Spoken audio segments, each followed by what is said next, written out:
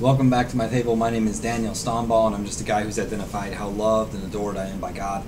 It's my passion and my purpose in life to help everyone I meet understand their value and their place of worth in the heart of God and their place in the kingdom of God. And so one of the ways He's allowed me to do that is to write a book called Solomon's Song. It's a 90-day devotional and is based completely out of the Song of Solomon, and we are going through this thing day by day, and it breaks down every passage into a love letter by day from God. And so we are on day number 24, and the title of our devotional is called God's Safe House. I think one of the coolest words in the English language has got to be the word house or home and safe. You know, you feel a certain way when you say those words, and that's what makes them so powerful. When you say the word home, it just makes you feel good. Home. Just very peaceful, very settled, very secure. When you use the word safe, this makes me safe. I feel safe this way. You're safe here. Those are words that when you hear them, they stir something here, and they kind of resonate with you. They make you feel safe and secure.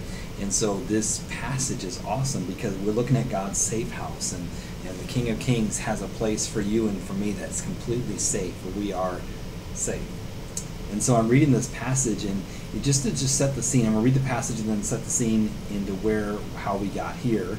By the last couple of videos, we'll do a quick recap. But in Song of Solomon chapter 2 and verse number 14, and he is speaking to her, and he says, "O my dove, that art in the clefts of the rock, in the secret places of the stairs, let me see thy countenance, let me hear thy voice. For sweet is thy voice, and thy countenance is comely." I love this passage. There's so much here, and the first thing I want to draw your attention to is the name. He doesn't say, "Shepherd girl, thou art in the clefts of the rocks." He says, "Oh my dove." Like, he gives her a name. And I want to just remind you that when you read through the Song of Solomon, whenever you see the king talking to the bride, it is a symbol or picture of God speaking to us about relationship. And so when God speaks to us, he doesn't ever refer to you as the names you used to answer to in life. He doesn't ever refer to you as failure, or maybe drunk, or alcoholic, or bad mom, or bad dad, or lazy, or worthless, or loser, or bum. He doesn't refer to you as those names. God said, "I made you a new creature in Christ Jesus." And whenever God refers to you in the relationship, he's going to refer to you as the name that he has given you when you accepted him as your Savior. He refers to you as child of his. He refers to you as joint heir. He refers to you as loved, seated in heavenly places. He refers to you as overcomer, as champion. He refers to you as those different names in the Bible, and there's places we can do studies on that maybe a different time, but he refers to you as those particular names because those are the names he's given to you, and you no longer answer to the names that you used to answer to before you met him. And so he calls her dove, and we talked about the significance of a dove in the past videos, but just as a quick recap, a dove is something that's very peaceful. Doves are not associated with violence or acts of war or terror. You don't see a tyrannical tyrant with his mascot as a dove. I mean, it just doesn't happen. He'll use a vulture, an eagle, or a falcon, or something that's a predatorial creature. He doesn't use a dove. In fact, no football team has a dove on their helmet. Like, they just don't, because doves are not known to be aggressive. They're quiet, and they're peaceful, and they're meek, and they're gentle, and their voice is soft. And he referred to her as a dove. He says, this is who you are to me. I see you as this very delicate and beautiful thing that I hold, and I'm very lucky, and I'm very fortunate to have you come into my life and choose to be with me. And God looks at us, he says, in Ephesians, we have made him rich. We have made him rich. He says, I find great value in you, and you have made me a richer king by being redeemed. Now, that's not me saying, "Hey God, you're glad to have me." Boy, I'm sure am. I've added to the kingdom. That's not me. You don't have to. God does it for you. God says, "I am better. I'm a richer king because you are in my crown. I'm a richer king because you are mine. And I redeemed you because you have great value to me." So he calls it that, but he says he's in the clefts of the rock, and he's taking her on a tour. Solomon is taking her on a tour of her new home, and he shows her these seasonal spots we looked at the last video. But then he explains to her how truly safe she is now, and that's something that is a wound in her spirit. You know, this girl has lived her life unsafe. She has lived her life in fear, and night to night in fear, wondering what's going to happen, who is going to take advantage of me, what's going to take place in my life. She has lived in fear, and now he's taking her on a tour of his kingdom, more than just to show her, look at me, look at all the stuff I have, look at all my stuff, girl. I mean, he wasn't there showing her the kingdom to show off his stuff that he had to her. He took her on a tour because he wanted her to become overwhelmed with how powerful her protector was. He was saying nobody's going to get to you ever again. The people that hurt you will never hurt you again. They have no access to you, nor will they ever have access to you if you so choose it, because you are safe with me. And every display of power was strategic in its presentation. It was well thought out and planned, and he looked for ways to show her and communicate to her just how protected that she was with him. Solomon utilized every opportunity he can to bring assurances to her bride that she's safe and that he's her protector. The palace was so different for her than her other environment, and he explains how he brought her to himself to enjoy her. Let me see thy countenance. He said, let me hear thy voice. I brought you into a place of protection so that I can see you, and so that I could hear you, and so that I can enjoy you. And this is really cool to me. The picture is awesome. When I was writing this passage out, when I was kind of downloading the information, right? I'm putting this day together in the devotional. I was in a season where I was employed at where I was just kind of moved out of a place where I was working. I was given some moving orders to another building, and honestly, it was not a building I'd ever been to, and I remember going there as like a pre-trip to go over there and look at it. And you know, we look at real estate as a symbol of our value in a place that you work. Where your office is situated kind of shows your status, you know. And I was working hard to get the orders, hey, move to another building. And I went out to this building, and I was trying to find the room number, and I went down the floor. It wasn't on the ground floor, I went to the second floor, and I couldn't find the room number anywhere. And it turned out to be in the very back, through another office that was vacant, and here's this little tiny door, and the door in back was so small. It was like it was supposed to be, it was an old house that was converted into an office building, and so it was a porch and upstairs, and it was like the door was like a 30-inch door. I couldn't even fit my desk in. I mean, nothing I had could go in that office. And I remember the closet, and I remember opening the door, looking into this very long room, and it was full of shelves, and it was just dingy and dirty. I thought, you gotta be kidding me. Like, I'm moving out here to this building that made 0 sense when all the work I did was in the other building. And I remember being frustrated by that.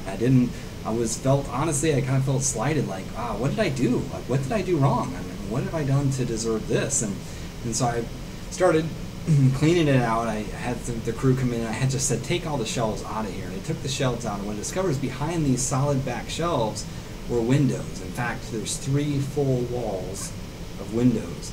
And I got the blinds, and the cleaning crew came in there. They cleaned the blinds off for me. They cleaned the windows. They aired it out. I had a wood floor. I pulled up all the junk on that. And beautiful wood floor and furniture polish on it. It looked really nice. And I had 3 full walls of windows. And honestly, it was the most peaceful place I've ever been in my entire life. Because I couldn't fit my big business desk in that door, I had to get a table, like a dining room table, take the legs off, and we brought that in there. It was more like a writer's desk than anything else. And so I have this writer's desk out there. I had the lamp I could put on the table, and turned all the lights off because I had all this natural light coming in, and it was so beautiful.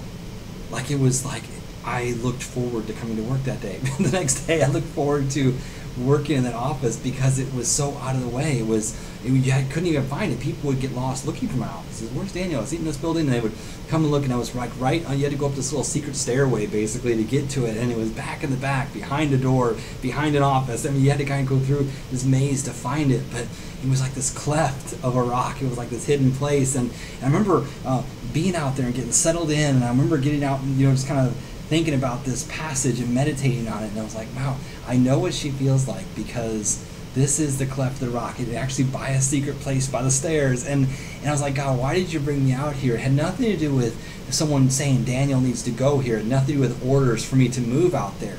This was divine. This was bigger than me. It was bigger than the people that I worked for. It was God was bringing me to a place where I could hear him and when he could hear me.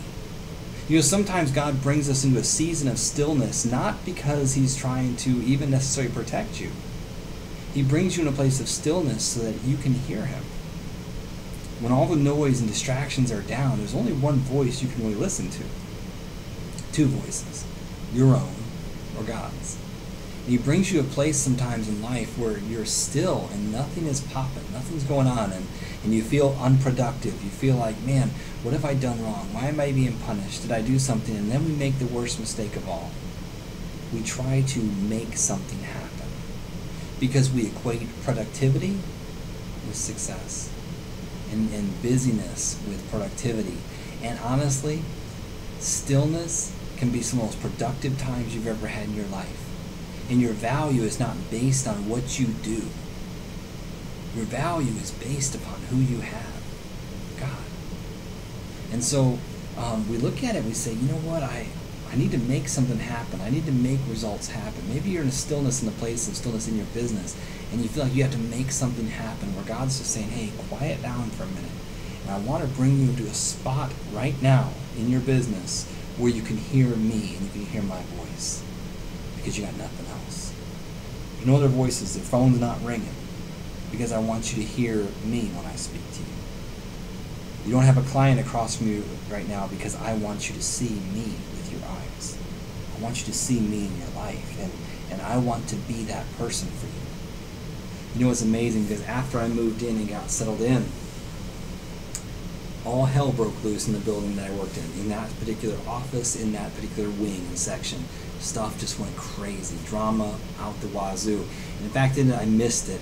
And I would have to be going to that. I'd go through that section every now and again because now my routes and work had changed. And every now and then I'd swing back by to say hello, and it was just in turmoil and stuff was changing. It wasn't good, and the people were stressed out and frustrated. Had I stayed there, had I been in there, I would have been going through all of that. And God was saying, I got something different for you. I actually need you to hear my voice and not the voice of someone right now that's struggling trying to find my hand in their life right now. I need you to hear my voice in your life right now, Daniel.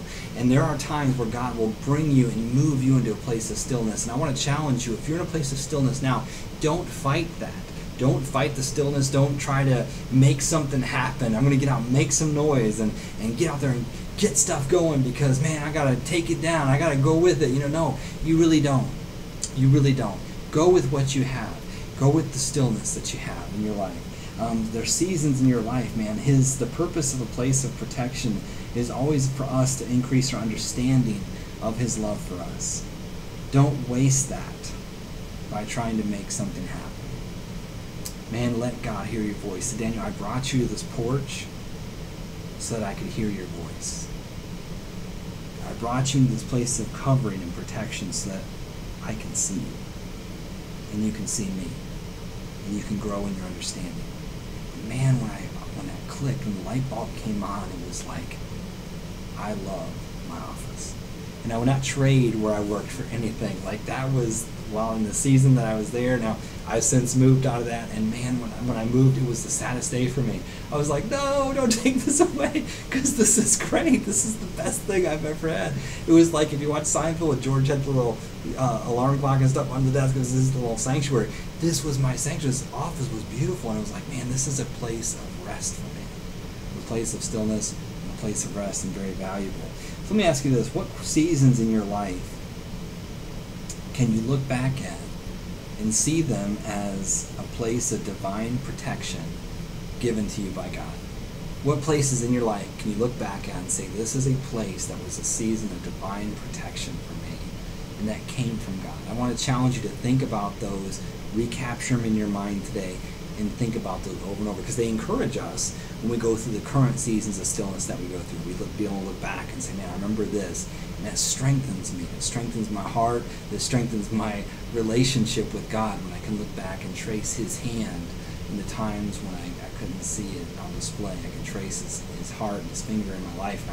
I really couldn't see it with my eyes. And so I challenge you with that. That is day number 24. Next time we get together, we're talking about pest control, and this is a cool one we're talking about next time. The pests, those things that get in that are out to destroy your purpose and your potential, because you do have purpose and you have massive potential, and whether or not you reach your potential in life is going to be determined by what you do with the pests that we're going to look at, because those little pests can destroy everything for you. I can't wait for you to see this in the next video. Thanks so much for watching with me. I hope you have a fantastic day. Bye-bye now.